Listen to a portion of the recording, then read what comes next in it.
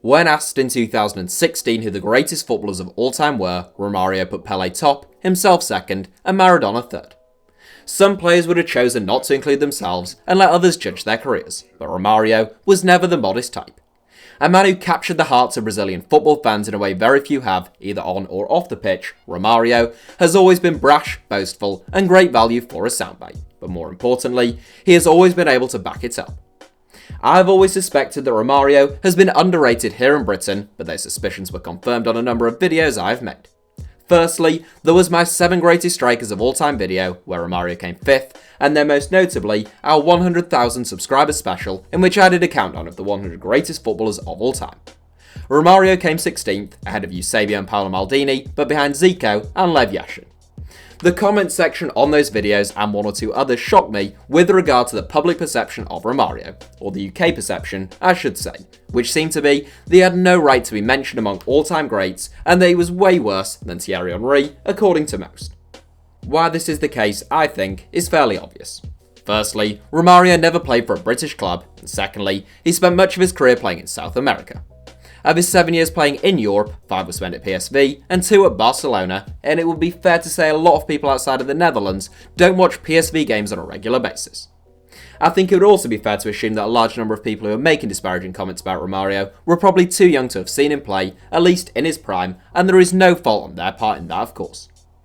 It has long been a notable error, and one that began to irk though, and in my recent video on the greatest footballer of all time at every height, in which Romario came out on top at 5'6", I said the underrating of Romario has often tempted me to do a video solely about him, just as I've done with the likes of Pelé, Messi, Roy Keane, Georgios Borahov, and Neil Franklin.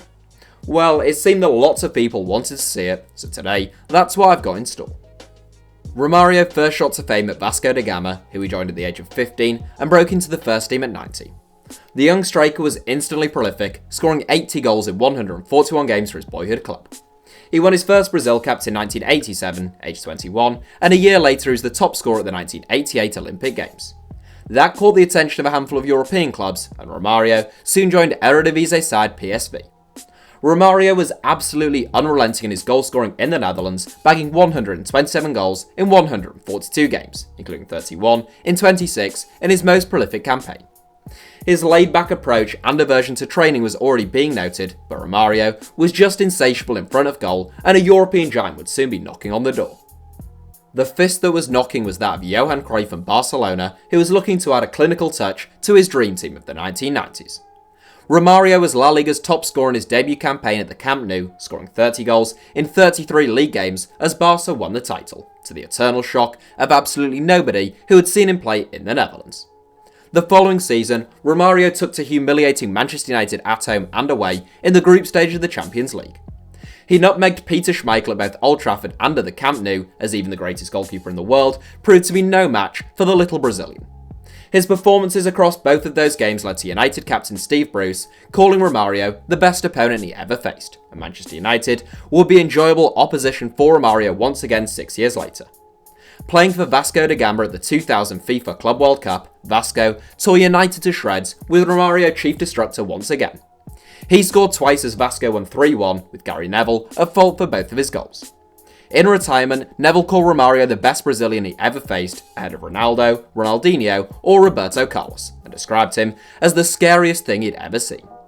Romario left Barcelona in the January of his second season in Catalonia, meaning he only spent 18 months with the club, scoring 39 goals in 65 games. His second half season had been blighted by disciplinary issues, and he left the club under a cloud following a fallout with Johan Cruyff. Nevertheless, Cruyff still went on to call Romario the best player he ever coached, stating, "It has to be Romario. You never knew what to expect with him, his technique was outstanding, and he scored goals from every possible position, most of them with his toe, funnily enough." A classic Brazilian tale of rags to riches, Romario was born in one of the poorest and largest favelas in Rio de Janeiro.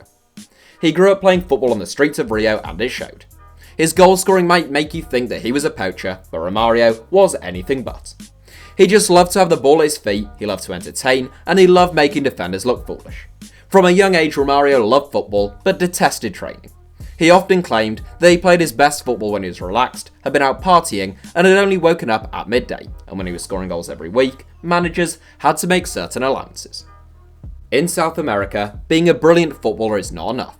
It's why Lionel Messi will never surpass Diego Maradona in the hearts and minds of the Argentinian public, even if he had managed to win them the tournament in 2014, and in spite of the fact he has already exceeded Maradona in terms of longevity, accomplishments, and in all truth talent. Messi has all the talent in the world, but he is as quiet as a mouse. He is dedicated, ultra-professional, and he lets his football do the talking. Maradona was human. He had faults, a great many in fact, and so too did Romario. Upon retiring, Romario was devastated, but took some solace in the fact that he'd never have to train again.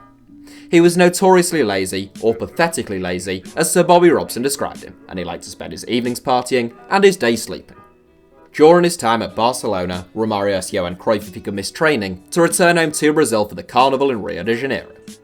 Barca were preparing for El Clasico, and Cruyff told Romario that if he scored twice against the club's bitter rivals, that he would oblige. Romario scored a hat-trick as Barca won 5-0, and Romario caught the next flight to Rio 20 minutes after full time. This was typical of Romario and the incredible arrogance that he had about him, which, whilst not always a desirable trait in a friend, can be a very useful one in a centre forward. Romario had a confidence and fearlessness in front of goal that is perhaps without peer in the entire history of the sport. He was so cold in front of goal, I've never seen him panic or waver in a one-on-one situation. Everything just seemed second nature. Romario had incredible poise and balance, which meant he always kept his options open, and that he was a nightmare to defend against. Although some people have pointed out that Romario scored a lot of his goals by poking the ball either to the side or over the top of the goalkeeper, he didn't really have a trademark or signature finish or move. His lack of a preferred technique made him completely unpredictable, and Romario scored every type of goal conceivable. Taking just one-on-one situations as an example, Romario had the confidence and skill set to wait and see what the goalkeeper would do before deciding how he would beat him. Step a yard or two off your line and he'll lob you. There has perhaps never been a player as deft in their technique when chipping a keeper. Go to ground, or even show hints of going to ground, and he'll simply waltz past you, sometimes twice for added humiliation. Stay strong, stand tall, and hold your ground. He has the entire goal to aim at. I'll put my money on him thundering the ball into the top corner. When people talk about Romario, they often talk about his pace, but he wasn't actually all that quick in terms of his top speed. He stood at about 5'5.5 inches, he had enormously powerful thighs, and he was lightning over the first 5 yards. Romario wouldn't have won any 100-metre races, but over that initial short, sharp burst, he was impossible to contain. It's also worth noting that Romario was at times overweight, and he continued to be utterly brilliant well into his late 30s, even when his pace had deserted him. He still had the beating of defenders over short distances though, and that was because his movement was so good. As well as being agile and capable of changing direction very quickly, Romario also had incredible movement and a sharp eye for where the ball might drop. One reason he looked so quick over 5 to 10 yards is because he'd reacted a split second earlier than anyone else. He was a creative midfielder's dream. His burst of acceleration twinned with remarkable close control left defenders looking scared to death of him. He was so effective at slipping past defenders and evading challenges that many chose to stand off him and try to jockey him away from the goal. This was an equally awful idea. There were occasions in which Romario seemed to just run through players. Half a yard to him was like an acre to most, and preventing him from getting that half a yard was a thankless task. Following his fantastic first season at Barcelona, Romario went into the 1994 World Cup full of confidence. Not that he ever seemed to have a lack of confidence. He was the best player at the finals, arguably along with his Barcelona teammate Hristo Stoichkov and Roberto Baggio, and he scored 5 goals as Brazil became world champions for the first time since 1970. Romario had played just 66 minutes at the 1990 World Cup due to injury, and he'd been dropped by Brazil for 1994 World Cup qualification. The Seleção looked lost without him, losing to Bolivia for the first time ever, and when he returned, the national team had to beat Uruguay in order to qualify for the finals in America. Romario boldly declared that he would finish Uruguay, and he proceeded to score twice in a 2-0 win for Brazil. At the finals proper, Romario scored in all but 2 games, with maybe the finest defensive display of all time by a resurgent Franco Baresi thwarting him in the final. He still stepped up to take a penalty for Brazil, which he coolly finished, and Brazil were crowned as world champions. Romario was later named as the 1994 World Player of the Year. When he left Barcelona, Romario returned to Brazil to sign for Flamengo. He spent over 4 years with Flamengo in total, interrupted by a couple of brief stints at Valencia. It would be a tremendous return to the Brazilian game, as Romario scored a total of 184 goals in 209 games. He scored 6 goals in 12 games for Valencia, his final flutter of European football, initially departing due to a fallout with Luis Aragonés, and later because he wanted the best possible preparation for the 1998 World Cup.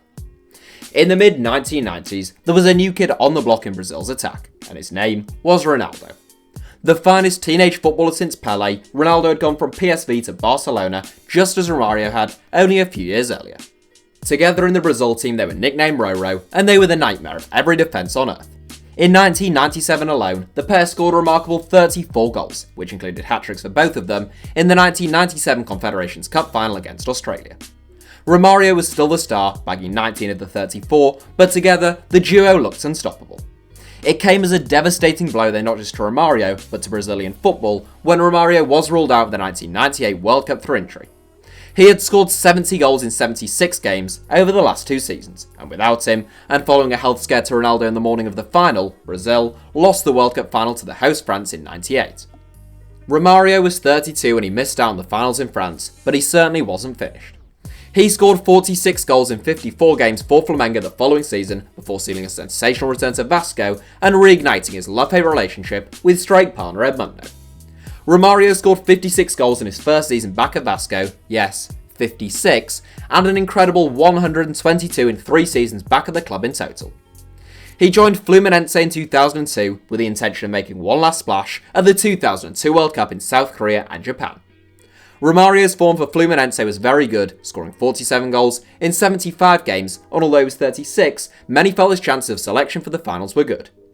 Luis Felipe Scolari was an unforgiving man though, and Romario's refusal to play in a 2001 Copa America tie, which he claimed was due to an eye operation but he actually went on holiday, had almost seen Scolari lose his job when Brazil were knocked out by Honduras. Scolari hadn't forgotten the incident, and there would be no place for the veteran striker as Brazil headed to the land of the rising sun. Brazilians were devastated. Even the president pled Scolari to take Romario, and the striker himself gave a teary TV interview trying to change Scolari's mind. It was no use, and Brazil went on to win the finals thanks to the goals of a resurgent Ronaldo without Romario. Even after this setback, Romario went boldly on, having a third stint at Vasco in which he scored 39 goals in 54 games, turning 40 during this period one ought to add, before heading off to America and Australia. He played his final game and scored his final goal for Brazil in 2005, aged 39, his international career ending with 55 goals from 70 caps. That put him second to Pelé in terms of Brazil's all-time leading goal scorers, although now sits fourth, having since been overtaken by Ronaldo and Neymar. Those two won 98 and to date 99 caps for the country though, whilst Romario was far more prolific, averaging 0.79 goals per game. Only Pelé has a better goals per game ratio of any Brazilian international, with more than 40 goals for the country to their name. Romario returned firstly from Miami and then from Adelaide for one last hurrah in Brazilian football and a fourth and final spell with Vasco da Gama. Now aged 41, Romario scored 15 goals in 19 games in his final full top-flight campaign, a mark of the man and a ridiculous output for a player of his age. He was player-manager of the club at the time, but hasn't managed since, focusing his time on politics instead.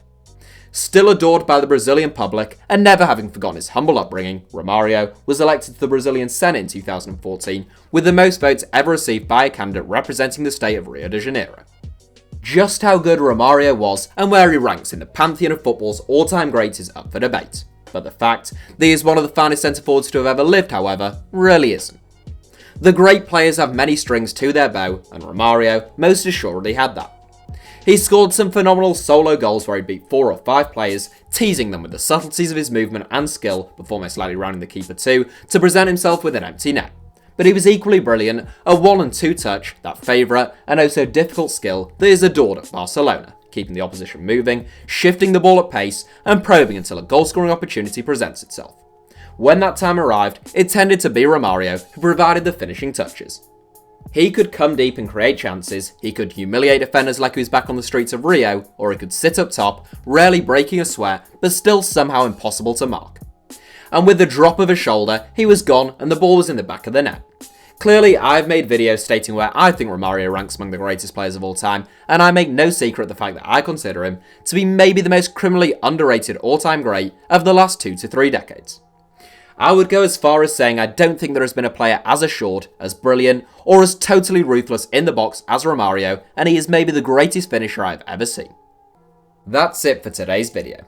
Thank you for watching, feel free to give the video a like if you enjoyed it, in fact please do, and make sure you're subscribed to HITC Sevens, and head over to www.englandsgreatestdefender.com to have your mind blown by the best football book ever written.